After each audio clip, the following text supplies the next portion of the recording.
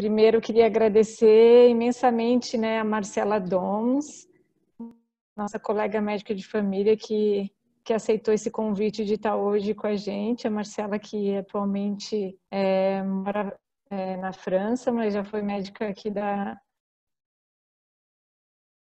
rede, se apresentar 1 hora de tempo da Ouve a webinar, gente, não tem Má? problema.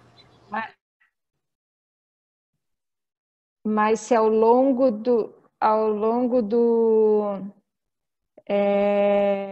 da apresentação vocês tiverem dúvidas, tiverem perguntas, quiserem já colocando no chat, que daí depois a gente vai ter um tempo também para conversar. Então, eu passo a palavra à Marcela. Eu que agradeço o convite. É um prazer aí estar falando para vários ex-colegas, né, e amigos.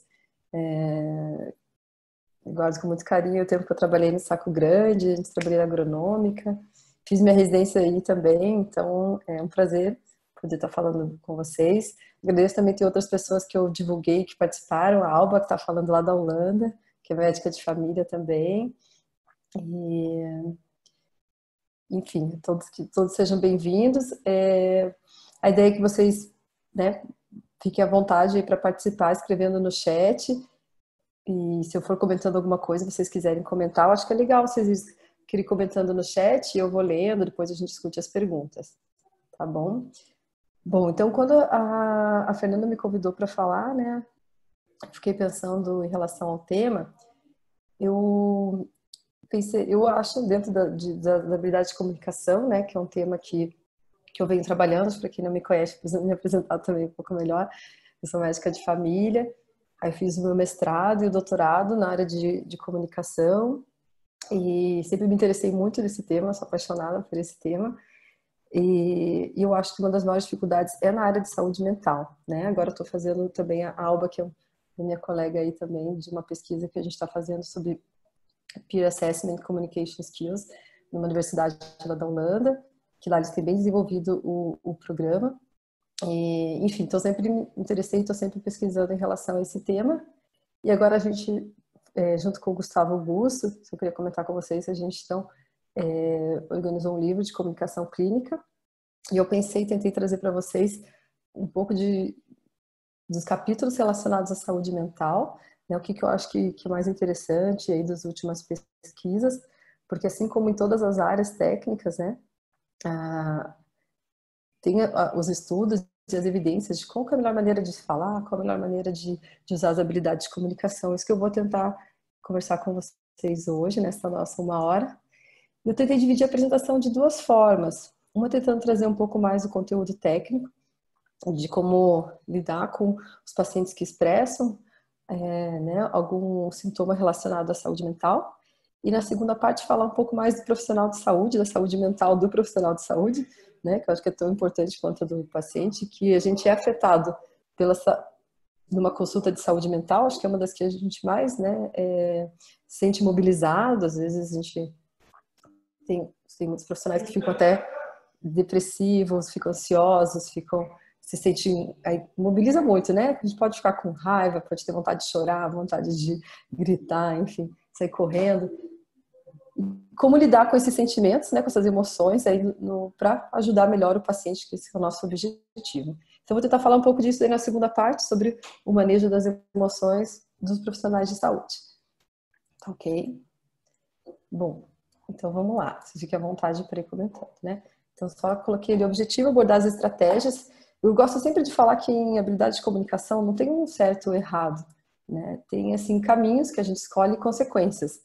E a ideia é que a gente consiga ter consciência de qual caminho que a gente está escolhendo durante a consulta e quais que são as possíveis consequências e tentar pensar em alternativas, né? Como que poderia fazer diferente se talvez esse caminho não está sendo tão bom, a gente não está se sentindo bem, estou me sentindo estressada, né? Então, essa que é a ideia, tentar melhorar aí o manejo das reações emocionais na comunicação clínica em consultas relacionadas à saúde mental.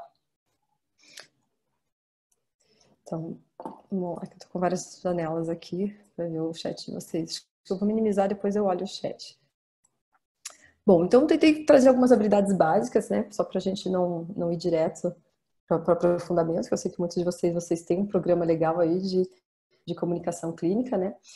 Mas vou falar assim, não vou falar do paciente depressivo, paciente ansioso. A gente prefiro falar dos pacientes que expressam tristeza, expressam ansiedade em algum momento, não necessariamente tem um quadro depressivo, ansioso, ou seja, o que for, né? Muitos momentos a gente passa por situações de vida, geralmente momentos de perdas importantes, que são divórcios, perdas familiar, luto, perda de emprego. A gente agora nesse momento aí da pandemia, né?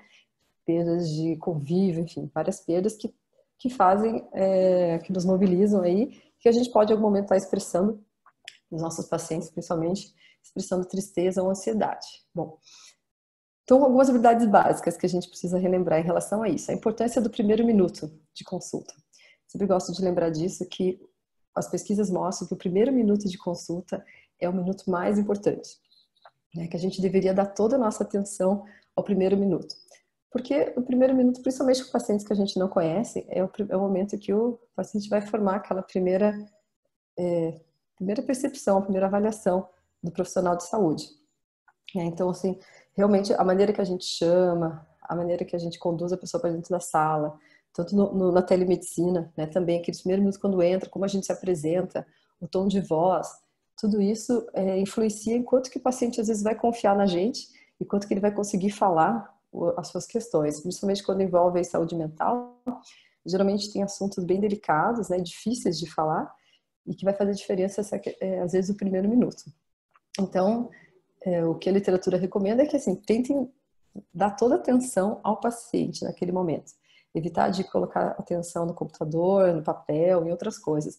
Tentar, então, já se organizar antes de chamar o paciente, para que no primeiro minuto a gente consiga colocar toda a nossa atenção para ouvir o paciente e tentar não interromper, né? Acho que você já deve saber que a grande maioria dos profissionais interrompem em cerca de 15 a 25 segundos, que é muito pouco, né? Que se a gente não interromper, aumenta a chance do paciente nos contar o principal motivo de consulta.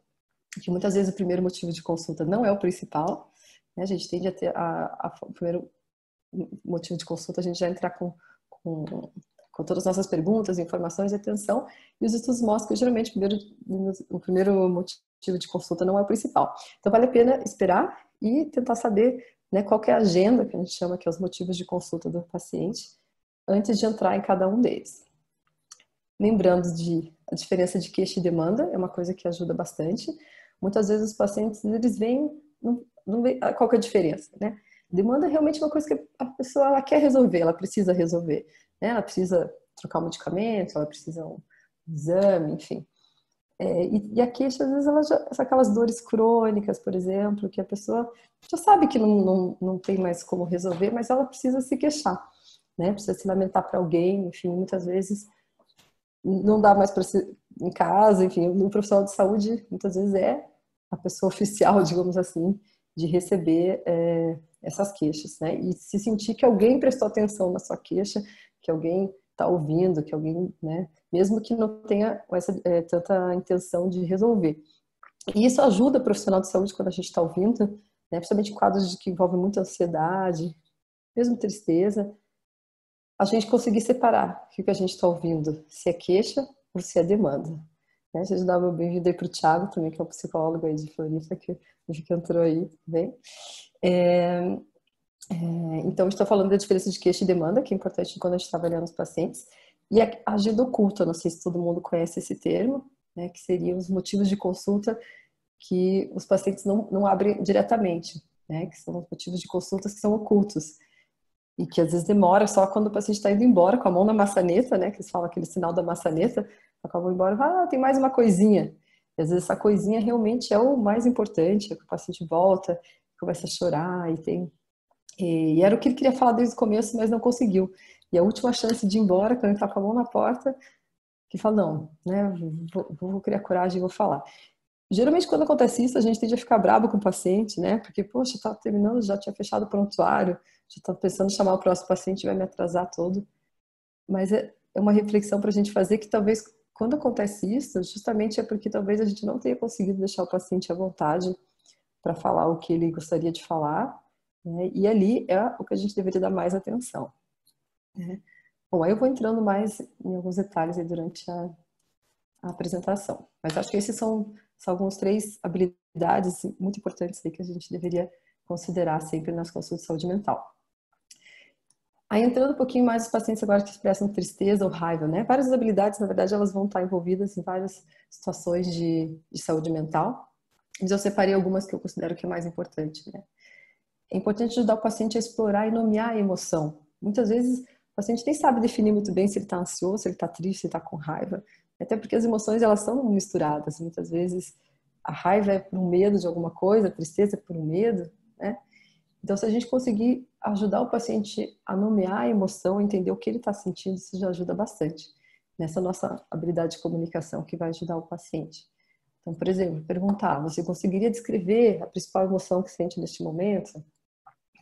Quando vê que o paciente está com raiva, às vezes por alguma coisa que a gente falou, que a gente nem sabe por quê, né? Perguntar também, né? Acho que isso que eu disse não convenceu a senhora, né? Por exemplo, vem pedindo um exame que a gente diz que não tem necessidade de fazer. Enfim, a gente também tem que falar como que a gente está se sentindo, qual que é a nossa percepção. Isso também ajuda, né? Sinalizar, às vezes o paciente fala que está tudo bem, mas você vê que ele não está bem, né? Então, vejo que ele está preocupado, parece triste. Então, são outras estratégias aí que poderiam ajudar o paciente a nos contar a agenda oculta e a tentar abordar melhor as suas queixas aí de saúde mental. Eu gosto de, entrando aí no tema mais saúde mental, né? A questão da angústia e desconforto, que na verdade é isso, né? A ansiedade, a tristeza, muitas vezes é um desconforto. Claro que tem graus, né, patológicos ou não, mas todo mundo apresenta em algum momento esses sintomas de angústia e desconforto, que muitas vezes os pacientes vêm pra gente como um pacotinho ali, né? Tipo, resolva aí a minha angústia, resolva o meu desconforto. E uma reflexão que eu trago assim, como que a gente, né? Como que a gente usa a nossa comunicação para ajudar o paciente? A gente simplesmente pega, aceita esse pacote e dá um anestésico, digamos assim, né? Qual que é o nosso papel? Então, assim, uma coisa que a literatura tem recomendado é de tentar ver essas angústias, né, esses desconfortos, como um sinal de aviso, né? E tentar a pessoa identificar um sinal do aviso do quê? O que significa essa angústia, essa tristeza, essa ansiedade? É um sinal do quê? Né? Muitas vezes aquela dor no estômago que vem pedindo omeprazol é porque não está bem no seu trabalho, no emprego, na família, você precisa mudar de emprego, precisa separar, enfim, não sei, né? E a gente vai lá e dá omeprazol só. Então, assim, uma coisa para a gente refletir, tentar ajudar, a gente pode ajudar aí na nossa comunicação, a pessoa a refletir o que significa essa dor de estômago, o que significa essa dor de cabeça. Uma forma são as metáforas também, que principalmente depois quando a gente vai falar em pacientes com sintomas de difícil caracterização, que ajudam bastante, né? Ajudar o paciente a verbalizar isso, por exemplo, a dor nas costas, né? O que está carregando aí, né? Aquela bola no pescoço, né? O que você não consegue engolir, a dor no estômago, o que você não consegue digerir. Então, são maneiras que a gente consegue facilitar o paciente a falar sobre seus sintomas, né? E que esse sintoma possa ser um propulsor de mudanças, né? Quais? Como, né? E que mudar é difícil, que às vezes é mais fácil ficar tomando medicamento, né? Do que realmente fazer uma mudança, né? Porque mudança envolve medo, esforços, né? Então, tentar lembrar isso, é só para a gente ver qual que é o nosso papel aí também aí da nossa comunicação em saúde mental. Acho que essa é uma reflexão importante. Dentro disso, tem até um dos capítulos do livro que são as consultas sagradas do Ron Evans. Não sei se vocês já tiveram a oportunidade de assistir alguma palestra dele ou os termos que os artigos que ele escreve, ele e a Mercedes, né, a esposa, eles chamam de consultas sagradas, são não necessariamente, não é só porque o paciente chora, mas que geralmente quando o paciente chora numa consulta, eles chamam de consultas sagradas, que são as consultas que são muito especiais, né, que a gente deveria dar maior atenção, porque algo de especial está acontecendo ali. E que geralmente quando uma pessoa chora na consulta, que realmente ela não está bem, né, não é fácil mostrar aí uma fragilidade na frente de outra pessoa, e que tem algumas coisas que alguns profissionais de saúde às vezes ficam ansiosas, né? A gente medicaliza, dá um diazepam, dá um ansiolítico, que acho que às vezes alguns profissionais eles queriam tomar, eu acho, né, para se acalmar, e a gente acaba às vezes medicalizando aí algum, não é só porque o paciente chora que a gente precisa dar um encaminhar para o psicólogo ou dar um antidepressivo, um ansiolítico, enfim, né? Então assim, também que isso que a gente vai falar depois, que isso tem a ver com mexe com as nossas ansiedades, né? Então, lembrar que uma consulta que chora é uma consulta sagrada, que vai precisar de mais tempo, às vezes vale a pena ir lá, fechar a porta, ter uma privacidade, né? E o principal é não inibir o choro, uma coisa que realmente que se recomenda que não se faça, é de falar, a pessoa, não, mas para de chorar, né? Então, isso realmente não fazer. A questão do toque, eu quis trazer aqui, porque tem essa coisa, toca ou não toca o paciente, né? Claro que não tem uma regra e depende da do grau de intimidade que você tem com o paciente, a paciente se acompanha muitos anos, enfim, né? Mas tem umas questões culturais, tem gente que não gosta de ser tocado, tem gente que gosta, enfim. E que isso pode, às vezes, o toque pode ser também uma forma de comunicação e pode, às vezes, surgir uma tensão, né, até sexual aí entre o profissional de saúde e o paciente, né? O paciente fala, nossa, mas se meu marido me escutasse como o senhor me escuta, né? Enfim, então às vezes pode o paciente confundir um pouco. Então o toque ele é uma estratégia, né, interessante aí na comunicação não verbal, mas também para a gente cuidar, ter um pouco de competência cultural, que eu vou falar um pouquinho para frente, para ver se é adequado ou não. Algumas literaturas recomendam de tocar, por exemplo, no cotovelo, né, algumas partes do corpo que são menos sexuais, digamos assim, né, e que mostrariam uma forma mais de respeito. Tá? Depois a gente pode ir anotando as perguntas, a gente pode voltar em alguns aspectos aí para conversar. Eu estou passando desse o mais importante em vários tópicos aí de saúde mental. Um tema que eu acho muito importante, que até a gente fez um webinar semana passada aí, sobre sintomas pacientes com sintomas de difícil caracterização, que era antigamente que eles chamavam de MUS, Medical Unexplained Symptoms, né, que são, a gente chama de somatização, enfim, são aqueles pacientes, às vezes, né, que fibromialgia, tem muito, né, ou faz vários exames e não encontra um diagnóstico, né, a fibromialgia acaba sendo um diagnóstico, mas muitas vezes não tem, aquela dor de cabeça, lombalgia, taquicardia, palpitação, dor no peito, que faz todos os exames de coração e não acha, e continua com sintoma, né? Então, esses são pacientes, eu acho que estão um nível de maior dificuldade para a gente ir nas consultas. Enfim, como que a gente pode usar a nossa habilidade de comunicação com esses pacientes, né? Eu gosto dessa charge porque esses pacientes é muito importante a questão do contexto, né? Que parte dói, a realidade. Muitas vezes é isso, né? O que está doendo realmente é o contexto de vida, e que se a gente não entrar nisso, não adianta a gente ficar pedindo exames e dando medicamentos. Então, e entrar no contexto exige muita habilidade de comunicação, porque às vezes são contextos de vida difíceis que as pessoas não vão conseguir falar, né? Às vezes tem histórias de violência sexual, tem histórias de violência física também, né? Não só sexual. Tem, enfim, histórias muito tristes que as pessoas passam e que é difícil de contar. Um profissional de saúde, às vezes jovem, que nunca, né, que viu pela primeira vez, ou mesmo que viu mais vezes. Eu me lembro de uma paciente que eu atendi, estava atendendo ela por 2 anos já, por uma lombalgia, e depois de 2 anos que ela me contou de uma história de abuso e tal, eu fiquei pensando, nossa, 2 anos ela não me contou. Fiquei me sentindo, não estava sendo uma boa médica, talvez não estava deixando ela bem à vontade. Mas isso não é isso, cada um tem seu tempo também, né? Cada um tem seu tempo de conseguir falar, conseguir elaborar, mas a nossa habilidade de comunicação pode facilitar ou dificultar isso, né? Dentro disso, então, algumas perguntas que poderiam ajudar, né? Principalmente nesses pacientes com sintomas de difícil caracterização. Qual a sua maior preocupação em relação a esses sintomas? Porque às vezes a gente não entende por que ele quer tanto aquele exame, por que está tão preocupado com um ataque cardíaco, sei lá, com a palpitação, que pra gente, né, faz todos os exames da normal, porque está achando que aquilo vai ser um infarto, está achando que porque ouviu falar de, né, às vezes coisas que a gente nem imagina, que se a gente perguntar a gente não vai saber, a gente não vai conseguir tranquilizar o paciente. Qual o seu medo? Né? Isso é uma pergunta-chave. A gente sempre tem que tentar abordar qual que é o medo. E lembrando que essa não é uma pergunta fácil, porque muitas vezes a pessoa não tem claro qual que é o seu medo.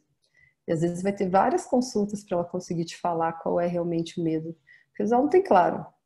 Né? E a gente também tem que ter esse... Ah, mas eu perguntei, ela não falou. Então, a gente também tem que entender que tem essa...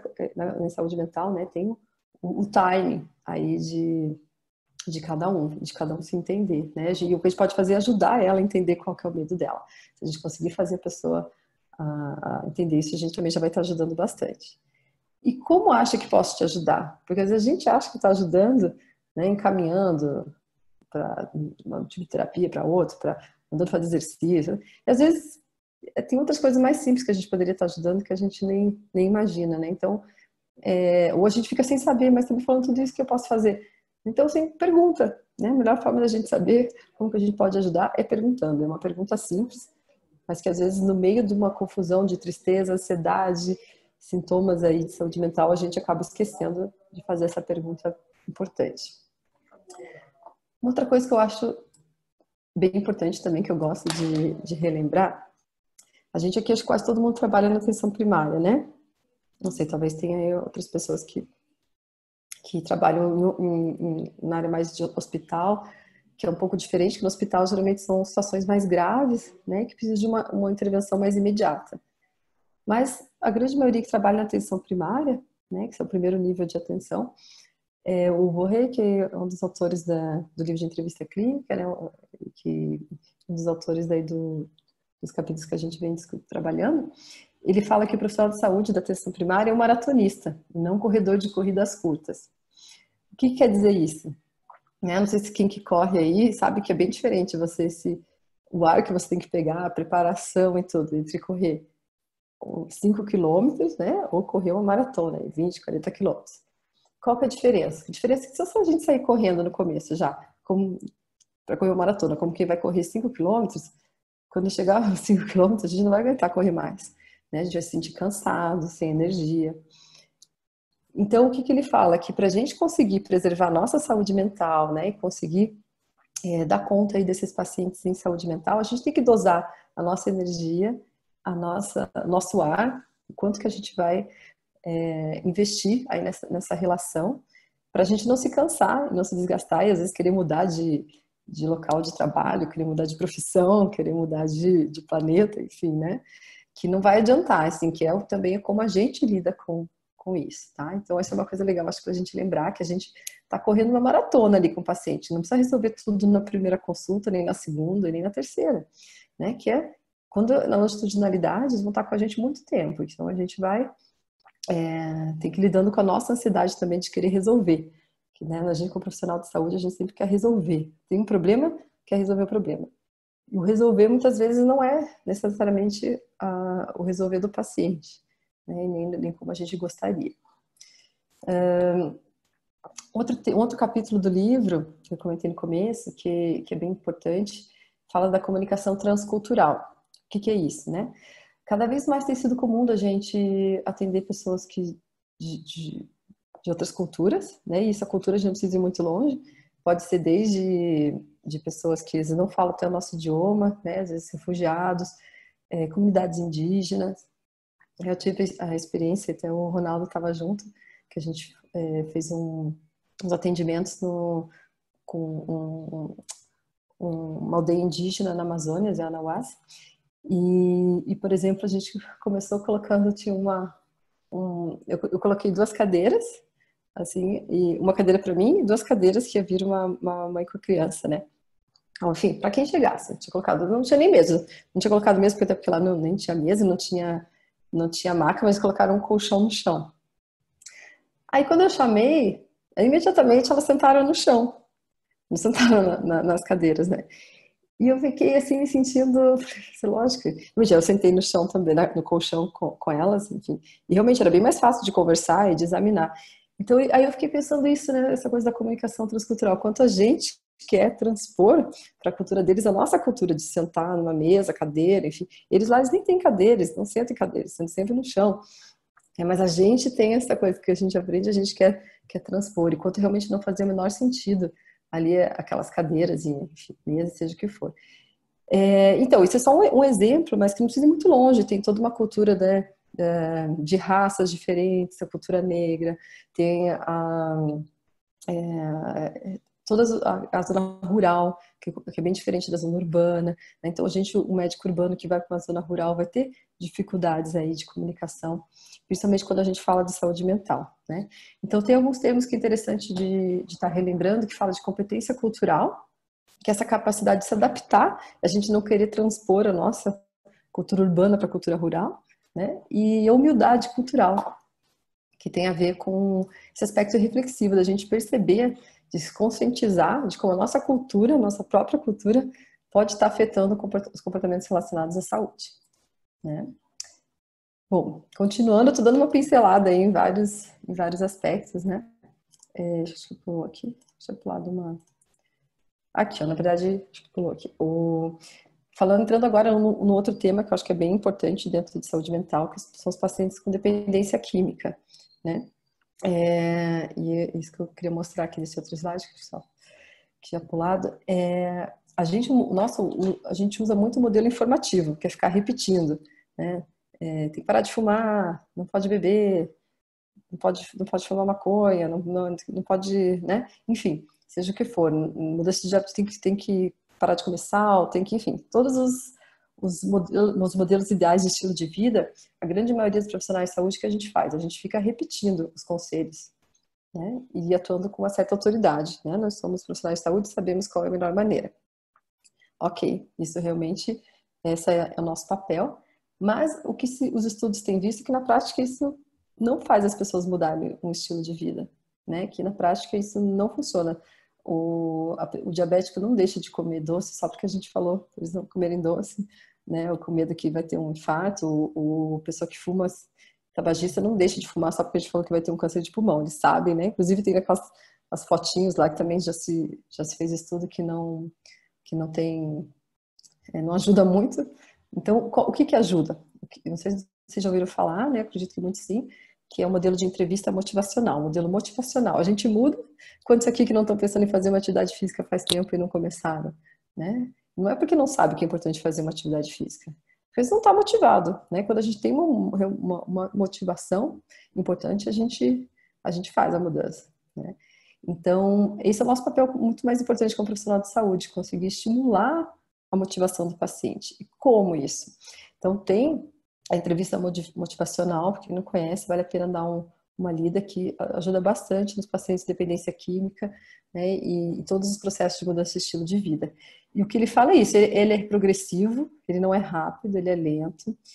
E o principal, né, que voltando para aquela imagem, o principal é abordar a nossa ambivalência, né? Que todo mundo quer, mas não quer fazer atividade física, né? Quer, mas não quer parar de fumar, quer, mas não quer.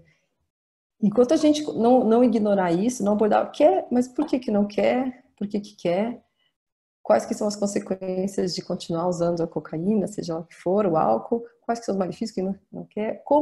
E a gente fazer a pessoa dar as respostas. Como que você acha que pode começar uma atividade física? Como você acha que pode parar de usar o álcool? E tem muito mais chance da pessoa fazer se ela mesma disser o que a gente como profissional disser, né? Então, isso também é uma outra forma simples de habilidade de comunicação, que em vez da gente dar o conselho e dizer o que a pessoa tem que fazer, a gente perguntar, né? Como que você acha que pode fazer? Quando você acha que pode começar? Como? Né? E fazer a pessoa pronunciar, ela verbalizar, tá? Lembrar, cuidar bastante com a questão eu vou trazer algumas teorias do Balint, não sei se todo mundo conhece, ele já participou de grupos Balint. Ele fala da função apostólica, aqui ele fala do médico, mas, né, dá para ser entendido para todos os profissionais de saúde, todos eles têm isso, que a gente tem uma ideia quase inabalável sobre como o paciente deve se comportar e que a gente tenta converter, né, por isso é apostólica, um pouco essa função aí de converter os pacientes das nossas crenças, né?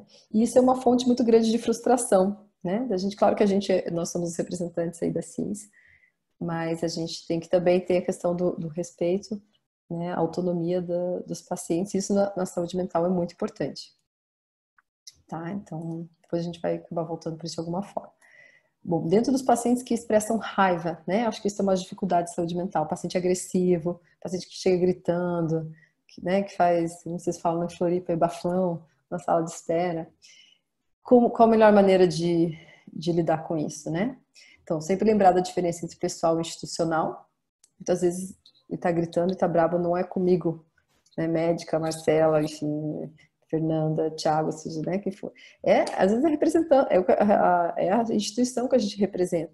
Então, às vezes acho até que a gente está representando o presidente, né, o prefeito, enfim. Então a gente tem que tentar fazer essa separação para a gente não se sentir tão agredido. Uma das estratégias é sinalizar, né? Quando perceber que está começando um tom de agressividade, né? Falar, estou percebendo que você está agressivo comigo, o que está acontecendo, né? Às vezes só de falar isso, a pessoa já, não tô, não. Então, quando você coloca assim na mesa ali, né, a questão, você consegue, às vezes, desarma a pessoa. Lembrar do estilo emocional reativo e proativo, né? Tem gente que, assim, gritou, grita, xingou, xinga. Isso profissionalmente é muito perigoso, né? A gente pode gritar com alguém que grita com a gente na rua, ok, mas profissionalmente eu não posso gritar porque o paciente gritou comigo, né? Porque senão eu não vou estar conseguindo ajudar ele e eu sair do meu papel de profissional, né? A gente está ali como profissional de saúde, então a gente não pode esquecer, né, disso. E tentar sempre entrar no proativo. Uma técnica, uma alternativa, a técnica que eles chamam de self-disclosure, que é de consiste em dizer ao paciente como a gente se sente, né? Por exemplo, estou me sentindo mal com a maneira que o senhor está falando comigo. Estou me sentindo frustrado que a gente não consegue achar o seu diagnóstico. Enfim, isso não é nenhuma fraqueza, né? A gente falar como a gente está se sentindo é uma técnica, né, que pode ajudar aí nos casos de saúde mental. Né, tentar usar sempre empatia, né? Entendo a situação, em vez de estar sofrendo com isso, estou fazendo o possível para ajudar, né? Procurar observar a situação sem nenhum tipo de julgamento. Isso parece óbvio e fácil, mas na prática a gente é muito rápido para julgar, a gente já logo diz está certo, está errado, principalmente nesses momentos de agressividade, né? De você conseguir sair da cena e tentar olhar sem julgar se está certo, está errado, assim, isso já ajuda bastante. Evitar discutir em frente da porta do consultório, na frente dos seus pacientes, né? Sempre tentar conduzir para um ambiente privado, isso ajuda. E tentar sempre reconduzir, não discutir porque está atrasado na sala de espera, enfim, né? Mas vamos ao mais importante, como podemos mudar os seus sintomas, como que eu posso te ajudar? Isso também, então, é uma boa estratégia nesses momentos, porque ficar batendo boca ali, às vezes, não, mas eu também estou cansado, estou atrasado, eu tive uma emergência, né? Às vezes não ajuda muito. Bom, agora eu vou entrar um pouco mais naquela segunda parte que eu falei para vocês, do manejo das emoções do profissional de saúde. Porque para a gente conseguir, né, manter a calma e conseguir lidar com tudo isso, a gente precisa lidar com as nossas emoções, né? Isso que eu vou falar um pouco. O que é emoção, né? O que é que a gente fala? Quando a gente fala manejo das emoções, tem gente que pensa que a gente tem que ser zen o tempo todo, que a gente não pode sentir nada, que é errado a gente sentir raiva do paciente, ficar nervoso. Não, na verdade, emoção o que é? Que alguma coisa está se movendo, é o mover para fora, né? Então, é importante, significa que tem um movimento, alguma coisa está acontecendo, a gente não está morto, né? A gente está pensando, sentindo. Manejar as emoções, então, não quer dizer não expressá-las, mas sim expressá-las de maneira apropriada. É isso que é o ponto. E como fazer isso, né? Como que lidar com as reações emocionais? Geralmente, elas são mobilizações de defesas inconscientes, né? A gente se sente, de alguma forma, a gente se sente agredido por aquela situação, situações de angústia, de impotência, de incapacidade de responder à expectativa do outro. E por isso que tem a ver com aquela função apostólica que eu falei, que quanto mais a gente se autoexige, mais a gente se frustra e mais a gente acaba se tendo mais reação emocional, aí de ativar mais as nossas defesas, né? E essas defesas emocionais, elas têm um fator importante que é o fator de adaptação, né? Então, a gente não tem que totalmente eliminar elas são importantes para a gente conseguir lidar num ambiente, às vezes, tão hostil, tão difícil, tanta frustração, a gente precisa ter essas defesas, né? Elas fazem parte aí da nossa estrutura psíquica. Eu gosto bastante de falar para vocês dessa parte, não sei se já ouviram falar, dos sinais luminosos de Paul Isaac, que é da literatura do Balint, né? Que ele fala dos sinais de alerta do profissional de saúde. Quando o profissional de saúde estiver sentindo ansiedade, irritabilidade, preocupação quanto à duração da consulta, né? A gente fica olhando ali no relógio, ali, não vai acabar nunca essa consulta. Se sentindo distante, né? Frio, ou tá ficando bravo, tá sentindo agressivo, ou tá com um cuidado excessivo e não magoar o paciente. Ou tá indo muito focando no modelo biológico, ou esse comportamento apostólico que eu comentei, né? Ou está focado muito para educação e saúde, ou uma fixação exagerada à política de consultório, questão de horário, enfim, exemplo, né? Ou está se sentindo muito identificado com o paciente. Isso tudo, opa, é para a gente ligar a nossa luzinha vermelha ali. O que quer dizer isso? Para a gente ficar atento que talvez a gente esteja ativando exageradamente aí os nossos mecanismos defensivos, né? Então, esses sinais de alerta podem ajudar a identificar situações nas quais o profissional de saúde esteja recorrendo exageradamente aos mecanismos de defesa. E a gente, opa, será que eu tô... Porque muitas vezes a gente acha que está sendo agredido e nem tá, né? Porque isso tem a ver com coisas que a gente já viveu, com experiências anteriores. Então, se a gente só conseguir, assim, nesse momento, opa, né? Se olhar de fora e ver, será que eu tô ativando meus mecanismos de defesa aqui? Por que será? Né? Se a gente conseguir refletir nesse momento, já ajuda bastante. Dentro aí do manejo das próprias emoções, né? Então, o paciente, ele é ativo no profissional, né? E, todos sentimentos de culpa, medo, compaixão, raiva. E quanto mais desconforto, que a gente falou até agora do desconforto do paciente, né? Agora falando do desconforto nosso, com o profissional de saúde. Quanto mais desconforto a gente sente, mais é importante a gente entender a sua origem. Então, as consultas que nos deixam desconfortáveis são as consultas que a gente mais vai aprender sobre nós mesmos, que nós podemos mais amadurecer aí com profissionais de saúde. Tá? Então, como reagir diferente nessas situações, né? Procurar identificar e nomear, assim como a gente tinha falado no começo, de ajudar o paciente a nomear as suas emoções, nós, como profissionais de saúde, se a gente conseguir nomear qual que é a reação emocional que está tendo naquele momento, agora estou me sentindo com raiva do paciente, porque ele está me confrontando a minha autoridade. Não, agora estou ficando ansioso porque, enfim, se você conseguir tornar isso consciente, já é metade do caminho andado para como lidar com as reações emocionais. Né? E para fazer isso, né, como que a gente vai fazer? Discutir a situação com outro profissional, né, com um colega, um tutor, com vocês que são residentes, né, o papel do preceptor é esse. Mas uma alternativa são os grupos BART também, que são grupos de profissionais de saúde que estão ali justamente para ajudar a refletir sobre as mobilizações emocionais, né? Outra forma de lidar também é o silêncio. Naquele momento que o paciente está agressivo com a gente, está gritando, ou está muito triste, ou está muito ansioso, muitas vezes o silêncio pode ser uma ótima resposta, né? O que eles chamam de silêncio funcional. Por quê? O silêncio ele ajuda o paciente a se concentrar e a tentar metabolizar e ver exatamente, né, o que está acontecendo. É um espaço para metabolizar a emoção. Muitas vezes provoca uma tensão que leva o paciente a dizer ou fazer algo que inicialmente não queria. Às vezes uma coisa que era agenda oculta, por exemplo, né? Coisa que ele não estava conseguindo dizer, mas a gente fazendo o silêncio, a gente possibilita que o paciente verbalize, né? Então, a literatura fala, né, vários autores aí da importância da gente se sentir confortável com os silêncios.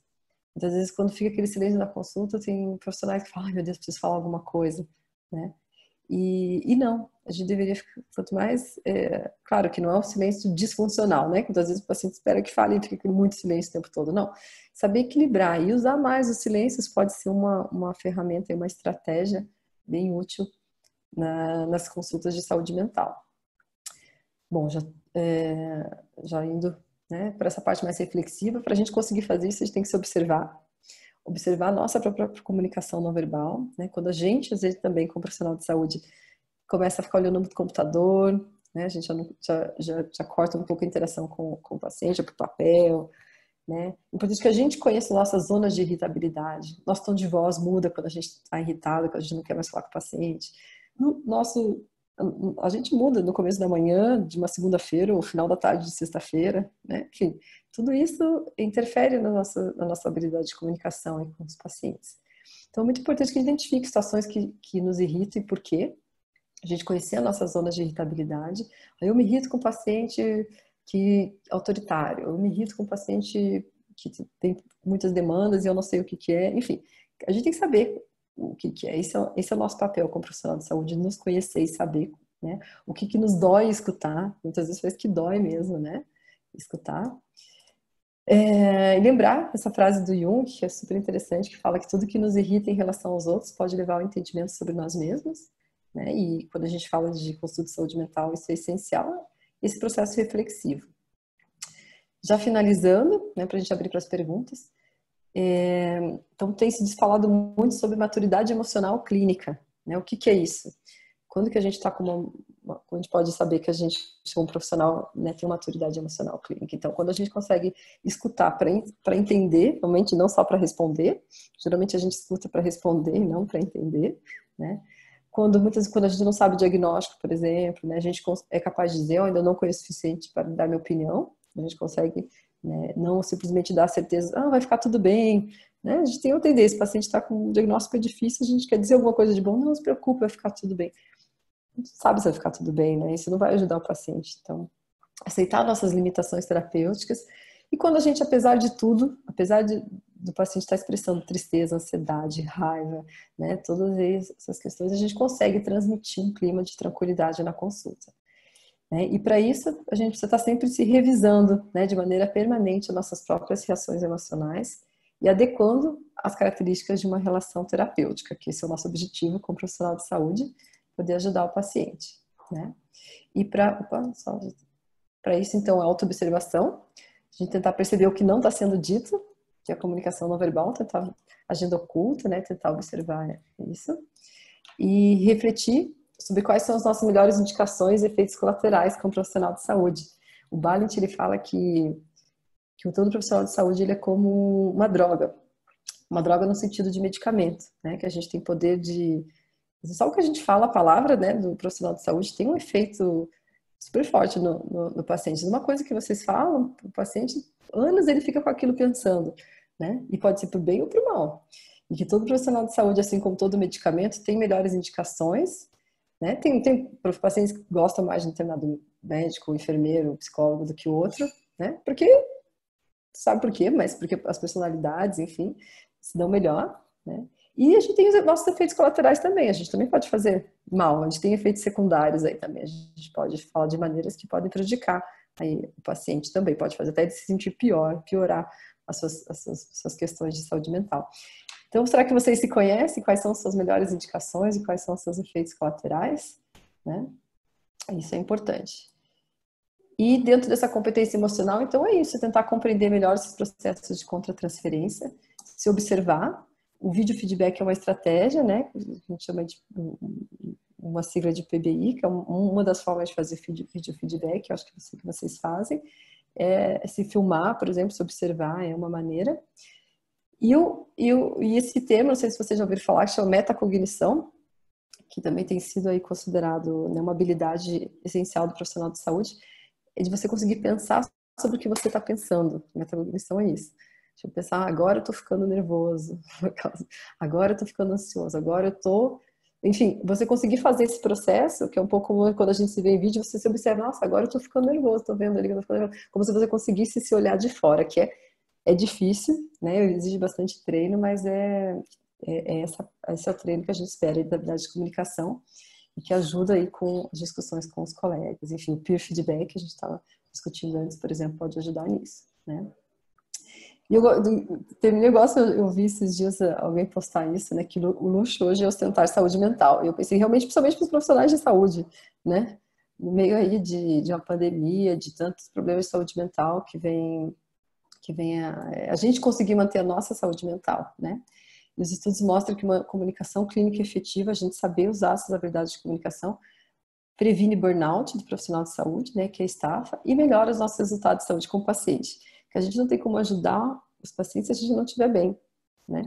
Então, antes, quando a gente fala de saúde mental, eu falei, não tem como falar de como lidar com a saúde mental do outro sem falar como lidar com a nossa própria saúde mental como profissionais de saúde, né? Bom, então eu encerro aqui a minha apresentação inicial para a gente conversar.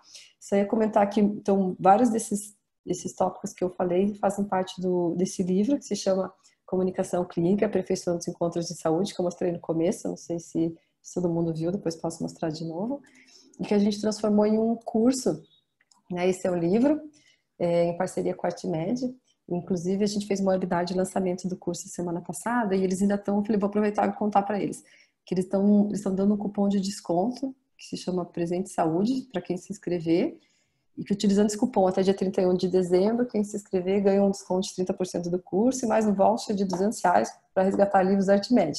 Aí pode comprar esse livro junto, né? Enfim, então acho que é uma oportunidade legal aí em relação ao lançamento do curso, que daí a gente aprofunda cada um dos capítulos, a gente faz uma aula, discute vídeos, que acho que é uma forma muito boa de conseguir aprofundar, né? E a ideia é isso, é estar refletindo e ajudando, porque muitas vezes sozinho, é difícil a gente refletir sozinho sobre tudo isso, né? Então a gente precisa aí de outros autores pensando junto, né? E outras pessoas que estão pesquisando. Eu deixo meu contato para quem se interessar pelo tema, quem gostou, acho que vale a pena, eu gosto aí de trocar, quiser perguntar alguma coisa, fico sempre à disposição. E abro para perguntas, deixa eu olhar aqui se tem alguma coisa no chat. Agora que eu vi que eles falaram para eu falar um pouco mais devagar, agora já fiquei preocupada com o tempo, que já só até 4h10, né? A gente tem mais queria deixar um pouquinho mais de tempo aí para vocês falarem. Bom, então é isso, eu abro aqui, vou interromper aqui o compartilhamento. E fiquem à vontade, eu acho que é legal agora a gente ter esse momento de troca, tá todo mundo escondidinho, a maioria escondidinho nas suas câmeras, mas fiquem à vontade para perguntar, para comentar, para falar alguma coisa que lembrou, do que a gente comentou, o que faz sentido, né? Enfim, a gente discutir.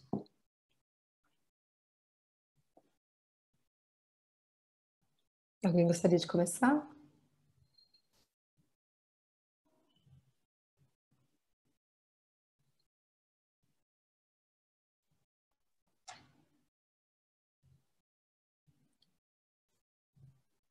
Nenhuma pergunta, pessoal, fiquem à vontade, aproveitem o momento que a Marcela está aqui, está disponível. Oi, boa tarde, Marcela. Oi, Matheus. Oi, eu trabalho como enfermeiro no Itacorubi e eu gostei bastante da sua apresentação, é um tema muito caro para mim, assim, e acho que tem muito a ver com essa ideia de atendimento centrado na pessoa, né? Não na doença, não só no sintoma, no corpo dela, né? E, ou seja, esse olhar mais integral, né, sobre o ser que está na nossa frente e sobre nós mesmos, né? Que ser somos nós mesmos, né? Então, acho que tem muitas reflexões filosóficas a partir disso aí. A minha grande dificuldade, assim, na aplicação, quer dizer, uma das dificuldades é você, na verdade, ajustar o tempo de consulta com um atendimento centrado na pessoa, né? Principalmente quando vem uma demanda de saúde mental e você tem a sua agenda cheia a cada 20 minutos, quer dizer, isso é a grande dificuldade para mim, assim, né? E acredito que deva ser para outras pessoas também. Então, eu queria saber um pouquinho da sua experiência, já que você tem expertise aí no assunto. Se você tem algum conselho, alguma dica aí para, além do controle da ansiedade que eu já faço, né?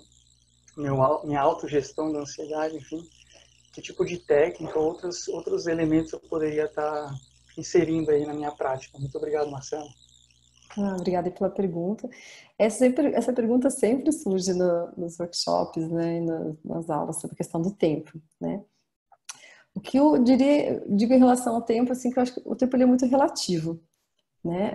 Eu trabalho bastante com vídeo gravação de consulta e a gente observa que, por exemplo, nos primeiros 2 minutos de consulta, quando a gente vai olhando e parando e analisando, acontece tanta coisa. Por exemplo, nos primeiros 2 minutos de consulta, muitas vezes o paciente já chorou, já contou, enfim. E o que os estudos mostram em relação a isso, que não necessariamente uma consulta de 30 minutos é melhor que uma consulta de 15 minutos, né? Sim, tem várias coisas que a gente tem que considerar. Não sei se vocês sabem que na Europa, por exemplo, as consultas são agendadas. Eu acompanhei na Espanha as consultas de médicos de família, têm consultas agendadas a cada 7 minutos, os enfermeiros a cada 10. Claro que lá é diferente porque as pessoas estão com os mesmos profissionais de saúde há muito tempo. A longitudinalidade realmente existe. As pessoas não ficam trocando de local de trabalho. Então, eles falam que, na verdade, eles têm uma média de 50 minutos por ano de consulta. E as pessoas sabem que se elas não conseguirem consultar naquele momento, em 48 horas elas conseguem uma consulta. E é quase que uma lei, né? Talvez a Alba, que está morando na Holanda, possa até comentar um pouco da experiência dela, mas tem muito claro essa questão do acesso, que as pessoas elas conseguem uma consulta em 48 horas. Então, se eu não conseguir falar tudo naqueles 10 minutos, eu mesma fui consultar na França, que estava com uma dor nas costas e no pescoço, no ombro. E daí ele falou, não, hoje a gente vai falar do ombro, vai contra a consulta pra gente falar da dor nas costas. E, enfim, eu nem voltei para falar da dor nas costas, mas porque é isso, assim, tem uma questão cultural muito diferente. No Brasil é tão difícil de marcar uma consulta que quando a pessoa vem, ela já vem com a listinha e ela quer falar tudo, eu não saio daqui enquanto eu não falar tudo, né? Então a gente tem que considerar essas diferenças de acesso, mas o que se sabe é que com as habilidades de comunicação a gente consegue consultas mais efetivas, né, mais rápidas, no sentido de que a pessoa não demora tanto tempo para conseguir falar qual é o motivo de consulta. Então, as habilidades de comunicação ajudam nisso. Então, todas as estratégias, vocês olharem, né, nos livros, todas as recomendações, eu recomendo os guias de habilidade de comunicação, não sei se vocês já trabalharam isso aí no curso de vocês, tem o guia do Calgary Cambridge, tem vários guias no livro. A gente tem um capítulo de formação que tem uns 40 guias de observação de habilidade de comunicação que ajudam, se vocês seguir aquilo, que às vezes a nossa consulta é um pouco caótica, né? A gente começa falando no meio, a pessoa está falando no início ele fala que fuma, a gente já fala para parar de fumar, aí não sei o que, então, isso acaba atrapalhando, né? Então, as pesquisas mostram que se você seguir alguns roteiros básicos, claro, sem perder a sua espontaneidade, né, para ficar aquela coisa quase policial, relatório policial, né, ajuda. Então, e é isso. E o tempo é muito relativo. Você pode em um minuto fazer, um minuto ter a impressão de que passou 10. Eu tenho um vídeo que eu passo de consulta que eu até gravei no Saco Grande, que é uma simulação de 3 minutos e 59. E eu passo né, nos workshops para discutir. Tem em português, sim. Posso depois mandar para vocês. E eu pergunto para pessoas, quanto tempo que foi essa consulta? Tem gente que chegou a falar que tinha 10 minutos a consulta.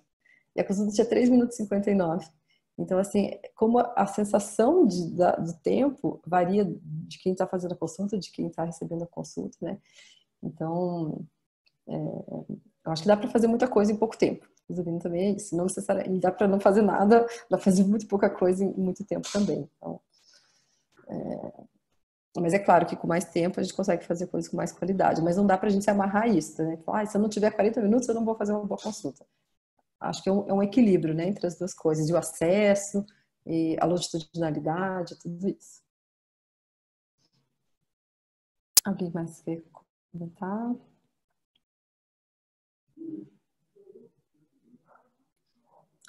É muito comum que a gente ouve os pacientes que irritam, né? Que é um pouco isso que acabou falando ali. Assim, vocês têm paciente que irritam, tem paciente às vezes que vocês olham na sala de espera e pensam, ixi, tá lá aquela paciente de novo, né?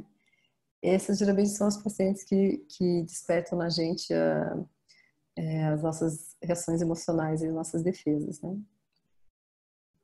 Acho que todo mundo tem algum paciente assim, né? O paciente que a gente vai pra casa pensando. Oi, pode ser.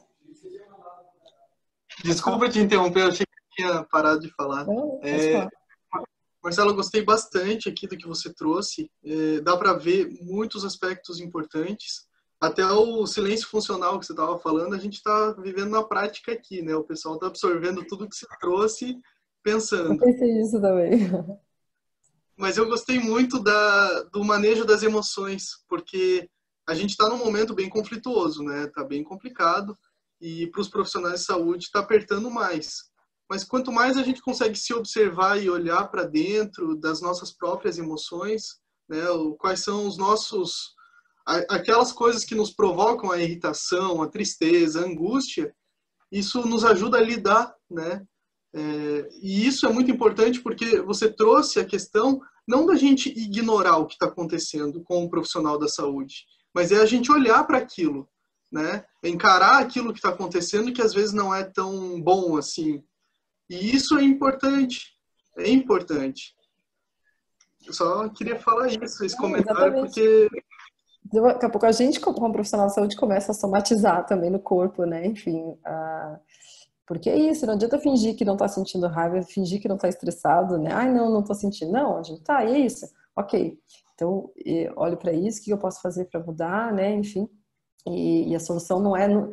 E tem uma coisa assim como os pacientes, a gente também tem uma tendência, né, de colocar a solução sempre fora, né? No outro. Ah, é o sistema de saúde, é a residência, é o presidente, né, é o vírus, enfim. Claro que muitas coisas têm a ver com isso, mas como a gente responde a tudo isso que depende da gente, né?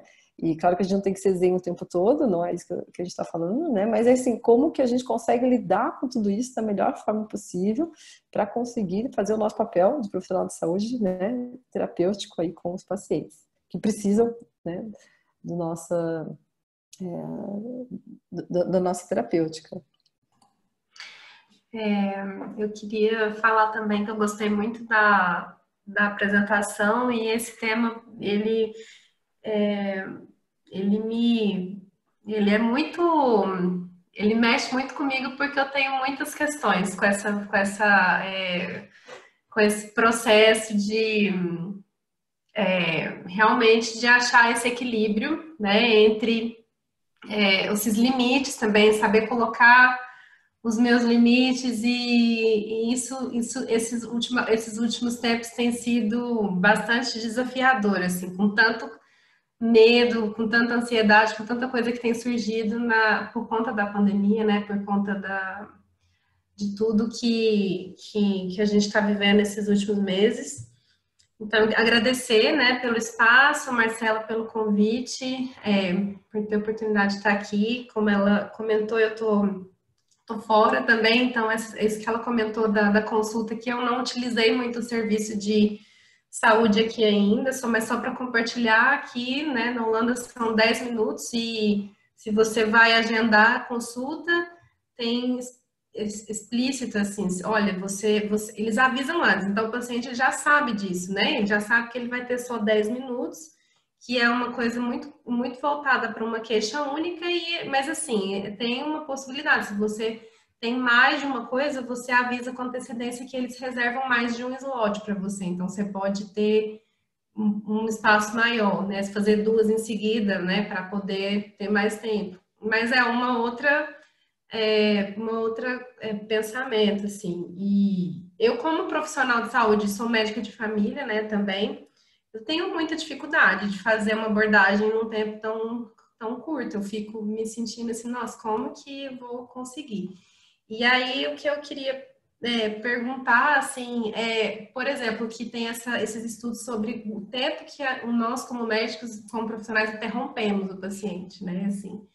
E aí, eu tendo a, não, vou ouvir primeiro. Só que, de repente, eu tô 5 minutos escutando, né, já o que a pessoa está dizendo, para tentar fazer esse movimento de empatia, né, de ouvir, de não interromper. E, assim, eu tenho bastante dificuldade de saber o momento de interromper e direcionar, né? E tentar chegar num... Então, assim, pensando nisso, né? Pensando nos estudos também, Marcela, qual seria uma média de tempo aceitável para eu já começar a fazer as primeiras interrupções, assim? Então, o que os estudos mostraram é que geralmente se a gente não interromper o paciente, né, isso é uma média, os pacientes vão parar sozinhos de falar em torno de 2 minutos. Claro que tem os que fogem aí a curva, né, e se deixavam ficar falando, né, 2 horas, enfim. Mas assim, isso é uma média, né, então eu recomendo que o ideal seria se a gente conseguisse não interromper o paciente por pelo menos 2 minutos. Claro que não é uma coisa assim, tinha uma colega uma vez que ela falou, eu coloquei um relógio em cima da cabeça do paciente e eu fico esperando, dá 2 minutos para falar. Também não precisa ser uma coisa tão rígida, né, assim, mas o que acontece? Qual é o problema da gente interromper muito no começo? É porque, às vezes, quando a gente interrompe, geralmente a gente quer confirmar o nosso diagnóstico, né? Então é isso, a gente acaba induzindo. E geralmente quando tem uma agenda oculta, que são essas consultas mais longas, porque quando são queixa simples, né? Geralmente não precisa muito tempo de consulta. Geralmente as consultas longas são as que têm motivos difícil de falar, né? Que são as agendas ocultas. Então a pessoa ela não vai conseguir falar direto, porque é difícil de falar. Então ela dá às vezes um contorno, né, até conseguir. E geralmente eles vão sentindo como que o profissional vai reagir. Se o profissional já começa a demonstrar o julgamento, por exemplo, se eu vou lá para contar que eu tô com dependência de cocaína, né? Se no começo eu falo já que fumo, eu já vejo que o médico fez cara feia, já nem vou falar, né? Então os pacientes, claro que inconscientemente, né, uma coisa assim pensada, eles vão um pouco testando o profissional de saúde para ver até onde que eles podem falar, né? E então tem isso do interromper que a gente acaba atrapalhando esse processo e tem a ver com que a gente às vezes quer pegar uma trilha, né, um atalho para cortar o caminho, porque acho que o paciente está falando muito. Às vezes vai demorar mais tempo depois do paciente falar o que ele iria falar se a gente simplesmente deixasse ele falar, né? E, enfim, tem também, falando em como interromper, mas tem momentos que a gente tem que interromper, que tem pacientes principalmente idosos, às vezes, que são muito confusos, que têm dificuldade de contar. Para contar que ele veio até, que ele foi consultar com o cardiologista, ele conta que pegou o ônibus, que a filha não sei o quê, né? Tem toda uma... claro que esses pacientes às vezes a gente tem que ajudar, né? E tem algumas técnicas para interromper, né? Tipo, de licença, empatizar, olha, estou entendendo que você está falando é importante, mas eu precisava saber tal coisa. Então, assim, que eles chamam de os 3 E's lá da interrupção, que é isso do excuse, né? Pedir licença, empatizar, né? E explicar o porquê que você está interrompendo, o que você quer saber, enfim. Então, é isso, uma média de 2 minutos, mas depende também, né? Passou muito mais disso, ver que o paciente está confuso, que está com dificuldade, também a gente pode pedir uma licença, interromper, empatizar e ajudar ele a focar, né? Se alguém quiser complementar, também fica à vontade. Essa questão do tempo que você comentou, né, com a pergunta do Matheus, é bem interessante. Me solidarizo muito com você, Matheus. Assim, tenho bastante dificuldade também, mas é isso. A gente vai vendo e aprendendo e tentando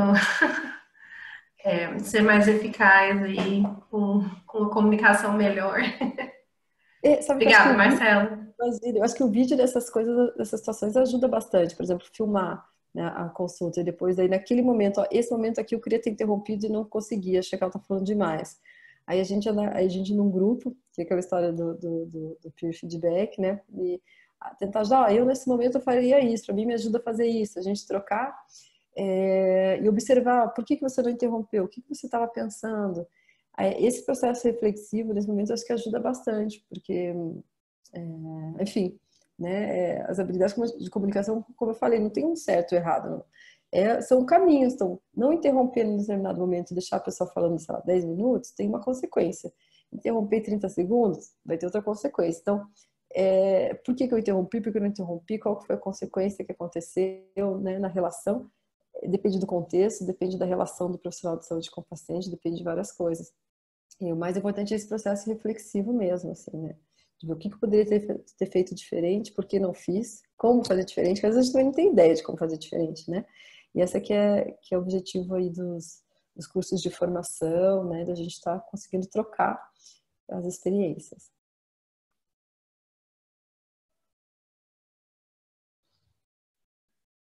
Fê, fique à vontade, a gente está chegando no tempo que você falou, né? São 24h10.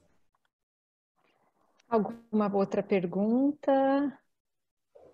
Não? Então, acho que, né, agradecendo imensamente a Marcela por aceitar o convite, estar aqui, trazer toda, né, essa bagagem na comunicação que ela tem.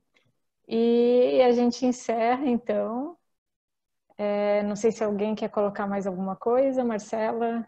Eu acho que a Nilcia pediu ali o material em português e depois a gente pode mandar para vocês.